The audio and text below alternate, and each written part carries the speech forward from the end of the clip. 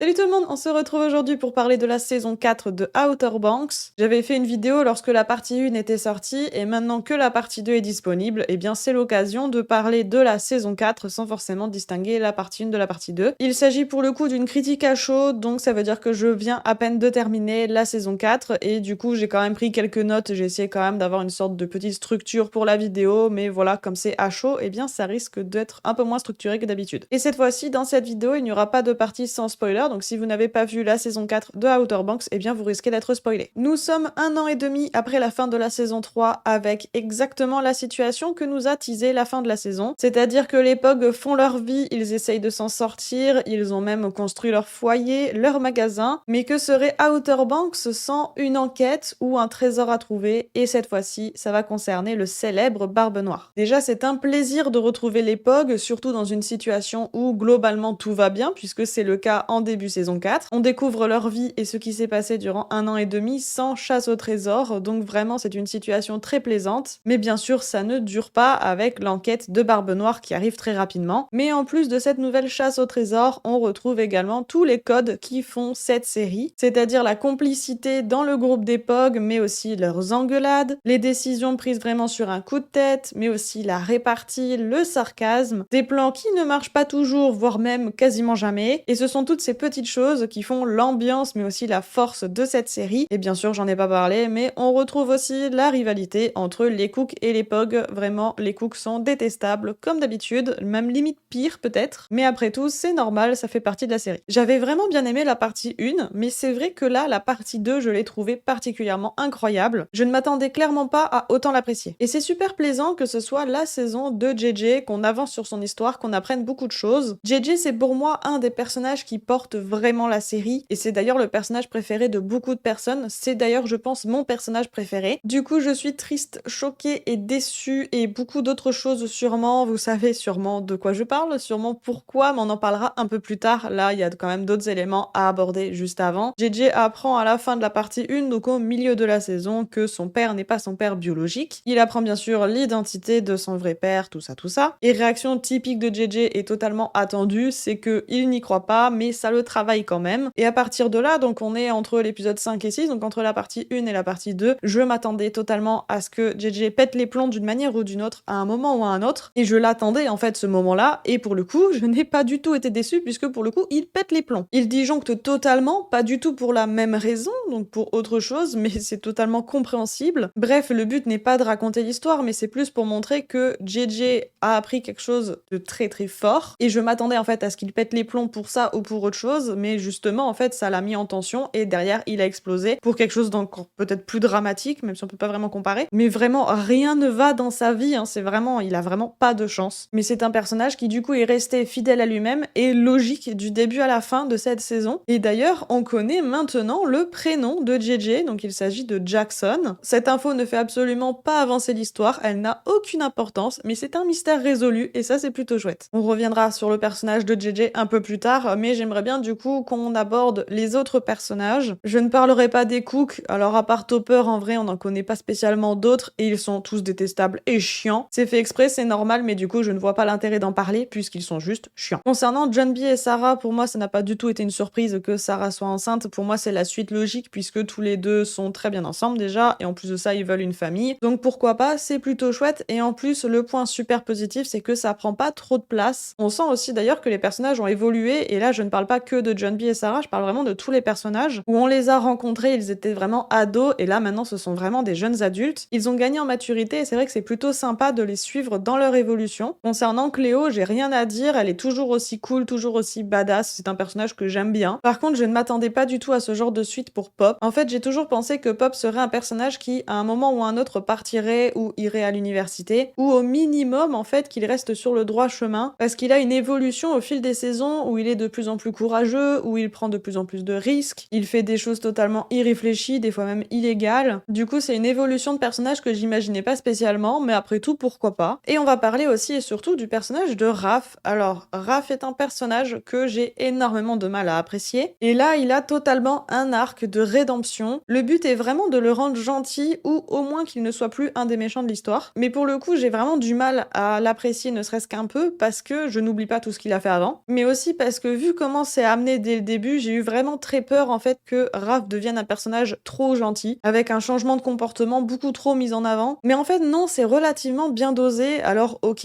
il n'a plus trop ces sautes d'humeur où il devient violent, c'est beaucoup plus rare. Et aussi quand il va essayer d'être gentil et d'aider quelqu'un, c'est aussi parce que lui, il voit un intérêt derrière. Et les autres ne lui font absolument pas confiance et se méfient, du coup ça passe plutôt bien. Et moi qui pensais vraiment que j'allais détester Raph jusqu'au bout, eh bien je suis assez étonnée de voir que je commence un petit peu à l'apprécier quand même, parce que dans son évolution, il reste quand même qui il est. D'ailleurs, même lui le dit, il assume totalement en fait d'avoir tué des gens, il le dit même à Kiara juste avant d'aller jouer le ninja assassin dans la tempête de sable. D'ailleurs, cette scène est assez marrante. J'avoue, j'ai bien aimé. Bon, maintenant, on va aborder le sujet qui fâche. Ils ont fait mourir JJ, poignardé par son père. Alors déjà, je le rappelle, JJ, personnage qui a zéro chance dans sa vie. Quand on voit son enfance pourrie, ses deux pères, et toutes les merdes qui lui arrivent au quotidien, c'est chaud. Et c'est bien le personnage où on veut voir une belle fin. Eh ben non, il a été poignardé par son père. Et le pire dans tout ça, le truc qui m'a vraiment achevé, c'est qu'en fait, on le voit mourir. Il meurt devant nous, et en plus de ça, on voit le groupe qui enterre quelqu'un, en fait, dans le sable. On voit pas clairement qu'ils enterrent JJ, mais bon, c'est évident. Mais du coup, le pire dans tout ça, le fait de le voir, c'est que, pour moi, il n'y a aucun retour possible de JJ.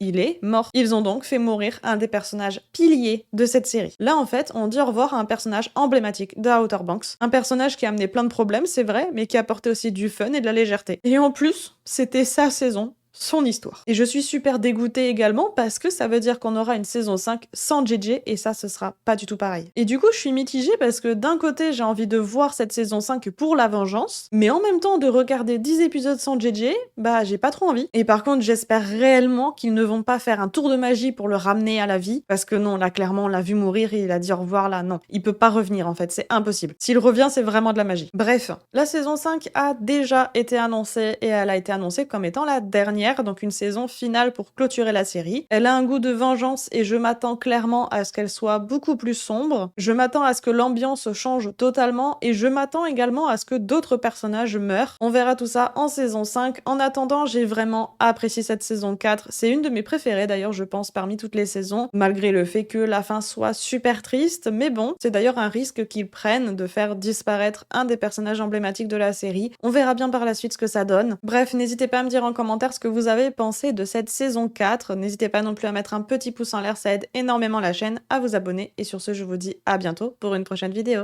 Ciao!